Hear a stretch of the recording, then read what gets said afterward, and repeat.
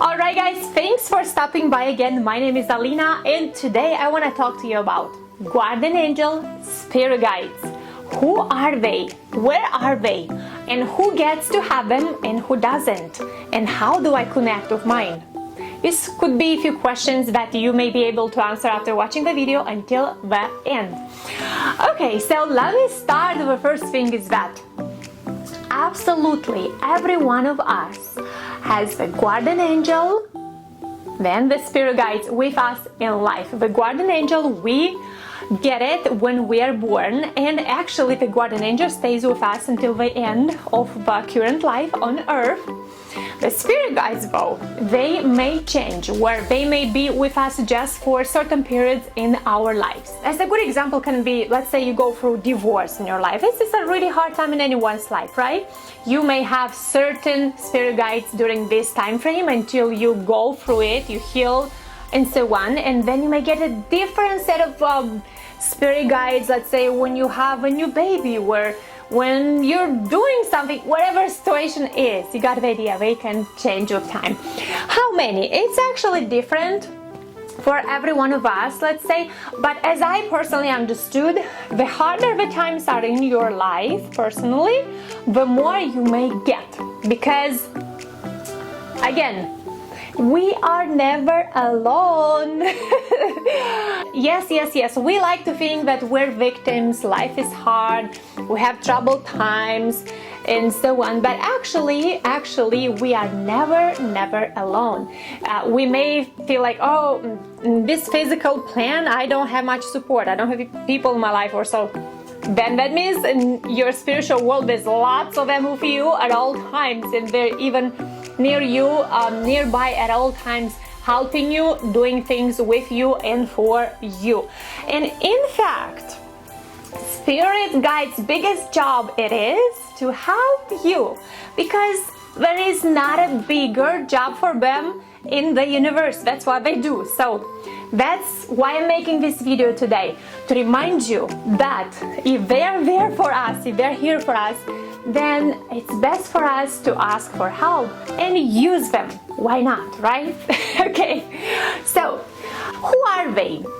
It's being believed that they can be deceased family members, ancestors, and not only. Before we go forward, let me say one very specific thing about spirit guides, guardian angel, is that they are very aware that we live in a free world. What do I mean by that? We live in a world where we choose our reality. We choose what we want to experience, the life we are creating in every moment. And the free will is so big here on planet Earth that many times we can even choose bondage. So that'll be the reason why, let's say, how come spirit guides don't help me much when I'm in such a bad situation in my life, right? Okay, where am I leading with this? I'm leading towards that even that they're ready to help us at all times, they're waiting for us there, they're doing things for us. They kind of wait for us command, for our command. So we tell them what to do for us and what we want them to work on for us. So you got it. We live in a free will world. They respect us so much that they will let us lead how we construct our life, how we do our life.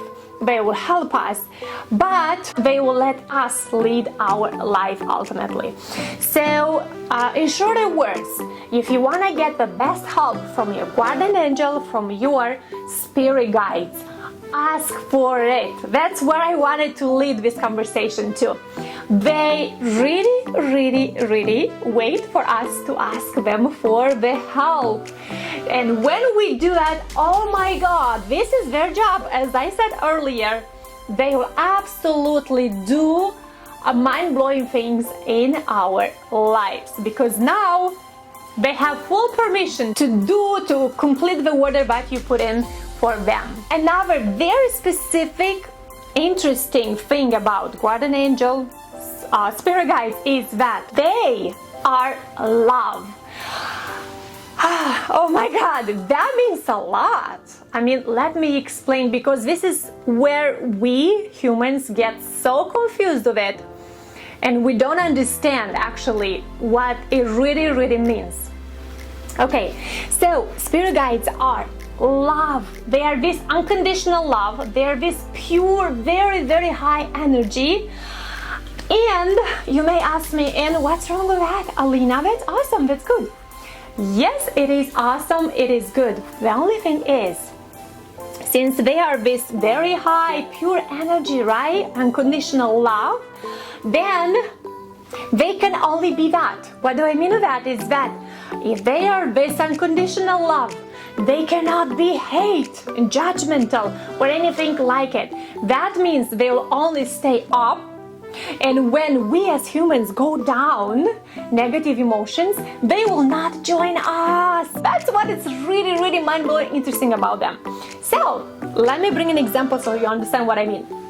Let's say you're going through a very troubled situation in your life. You actually can ask your guardian angel to help you, your spirit guides, right? But how you ask for help, what do you mean with asking with your help? That matters too, because let's say you're mad on someone, you want some revenge or anything like that, right? You cannot ask these type of things to them, because don't forget, they're this pure energy. In order for them, for example, to help you get revenge on someone, then you have to go down with you to be on this vibration, low vibration of revenge, anger issue like that, right? So the idea is that they would only operate from this pure energy, love, peace, and anything like it, right? So I mean, they'll help you personally, right? They'll do things for you, but they will not help you hurting other people or anything like it, because that's not who they are. They would always stay there, and in order for you guys to interact, you will have to tend to go up with them, not them going down to meet you, right? So they're always available for us, but up there. So that means if we have good intentions, if we really want to be these great people doing great things or so, we can always ask them for help and guidance. They will always help us. We obviously cannot ask them to punish somebody for us, to screw somebody over for us or anything like that, because that's not their energy, that's not who they are. So yeah, you're not gonna get support when you have such things in your mind to ask them for. Okay, next. So as I was saying earlier, they're always with us, near us. They are this energy that is always with us, near us, right? And then you may ask me, okay, Alina, so if you say they're always with us, where are they? Because I look here, I look there, I don't see them, right? Because they are at a different density than we are as humans. That's why it's harder for us to see them. But actually what's most specific is that they can be felt. That's an energy that can be felt. And in fact, some humans can even see them more than others. I personally can see them, can sense them, can feel them very pronounced. And I just realized actually that I felt them all my life, but I wasn't really aware that that's what it is. And I thought that everyone around me sees them and feels these presences as I do. I just realized that a little bit later in my life, that I mostly see them maybe more than other people. But I think that's a question more of vibration you're at the moment and things like that. Alright, so as I was saying, I can feel them, their presences. I would love to add that they will definitely take form of nature to present themselves. Some examples can be the butterflies, animals, or any other situations. For me, for example, when I talk to my spirit guides, the monarch butterfly, that's the best way I interact with them, but it's very personalized, so everyone may have their own unique way how to sense their presences. Okay, so now really quick, let me say some examples of how I interact with them in my life. My camera is about to die, hopefully I can make it. If I go back into my life a few years ago when I was going for divorce, for example, that is actually when I felt them the most. They kind of were aggressive with me. When I say aggressive, I meant like they really showed up in my life. I feel like they wanted me to know that I'm not alone, they're there with me. And they wanted me to really be very aware of their presence. For example, I still remember the day when I was in the courtroom when I was about to sign the papers for divorce.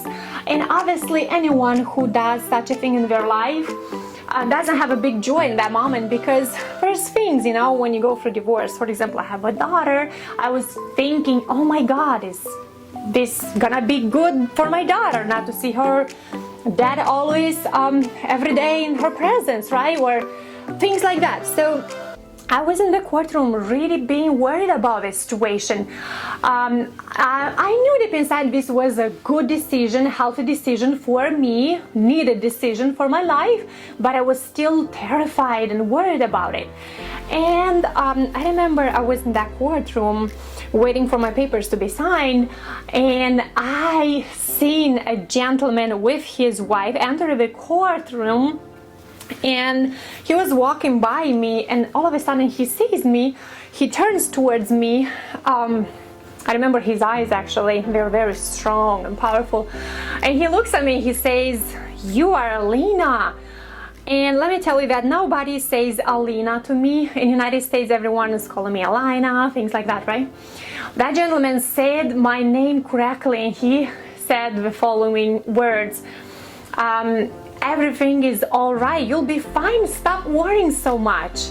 And then he threw some other things there, things like the country is waiting for you, things like that, personally to me, that I understood what he meant. And then he says ancestors, and he leaves, goes through the room all the way to the end, takes a seat there and stays there. And obviously I was very shocked, because it's a stranger passes by, knows your name, talks to you with a confirmation that you're fine, the decision is good, everything will be all right, and things like that, obviously, right? It's something that it's not very common. That's a person I don't know. All of a sudden, from nowhere, popped up into my life, right? So I got my confirmation there that the decision was good, to go with it forward. That was the first time when I understood that my ancestors were talking to me through that gentleman. And by the way, I was so shocked about this interaction that I had to go and talk to the lady he was with, because he went all the way in the back to the room. He didn't want to talk to me anymore. He only said that message to me, and he go sat and whatever there. So I approached his lady and I said, who is he? Does he know me? How does he know me? He knows my name, and why did he talk to me like that? And she said, you're fine. He just is a very powerful empath. He picks up on energies very easy. He gets downloads on people. So I guess he had a message for you. Just take the message and don't be worried about it.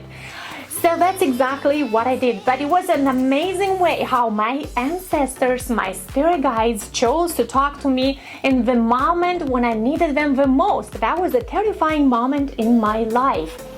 So they did talk to me. That was the first time. Let me get another example, more simple one. For example, once, many years ago, I was holding a job. I have this habit in the morning, first thing in the morning, sometimes to run, even if I have to go to work. So that morning I went to run, and coming home, when I get to open the house, I understand that I lost my keys. So I was running a few miles. The keys were in my pocket, and somehow I lost my keys. Let me tell you, the path I chose that day, oh my God, it was towards the woods. The grass was very tall, so somehow they fall off my pocket. And then I'm like, okay, here we go. In like 40 minutes, I gotta go to work. I'm gonna get myself ready and things like that. And I cannot even get inside. So I was thinking, okay, now I need some help for sure. First thing I had in my life is like, let me imply my spirit guides into this. Let them take care of this. So what I did, I asked them, I said, help me to get my keys as soon as possible so I can continue with my day in a peaceful, beautiful way. And at the same time, I started to retrieve my steps. Let me tell you something, the grass was really high. It was a path that was leading towards the woods in that area. So I knew that logically there's no way for me to find the keys because keys are so small, the patch of keys, and who knows where I dropped them. I ran a few miles that morning. But I knew that if it's impossible for me, that doesn't mean it's impossible for my spirit guides. So I'm like, I know they will figure this out for me. As I was walking, looking up, I see the monarch butterfly. And for me personally, that means the spirit is nearby. Everything is fine, the situation is under control, and everything will be all right. So that was my confirmation that I will get my keys, and I absolutely knew that I will get my keys. I continued to walk. And then I was like, but how am I gonna find them? Oh my God, this grass, these trees. And then I'm like, no, I better don't think like that if I wanna find them. I should just keep my faith and walk.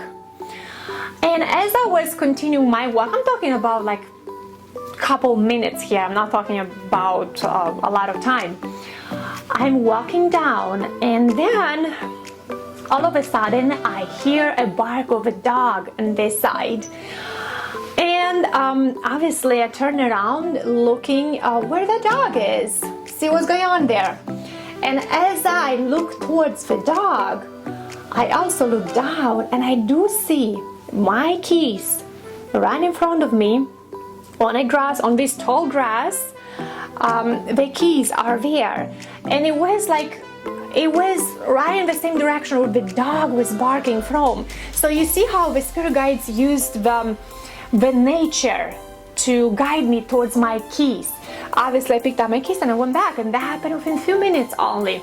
I continued my day, went back to work, and of course I talked to everybody about my situation, how I retrieved my keys. Why am I sharing these experiences with you is because, you know what, all these religions, go to church, everyone absolutely is talking about spirit, right, guardian angel. And for some reason it still stays there kind of like just literally for us, and we don't really like get into having a relationship with the spirit guides or guardian angel, using them day in and day out, because that's why they're here for, right? For some reason we just talk about them, but we don't really interact with them. That's the reason I brought here my examples to give you an idea of how day in, day out, they are here and they want our interaction with them so they can lead us, help us in our lives. So we don't just talk about them, but really implement them in our lives. And actually, if you wanna personally get deeper into it and you wanna maybe schedule some time with me one-on-one, I can guide you into how to start talking to your spirit guides, you yourself, in your unique way.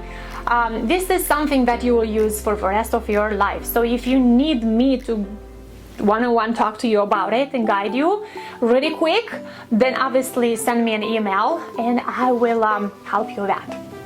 Thank you. Okay, so if you guys like my video, please like, subscribe to my channel. Appreciate my energy, my time I put into filming this video for you guys, because obviously we are here to help and love each other and experience life in the most beautiful, amazing way together, all together with the support of a spirit guides, guardian angel. Thank you very much and have an awesome day.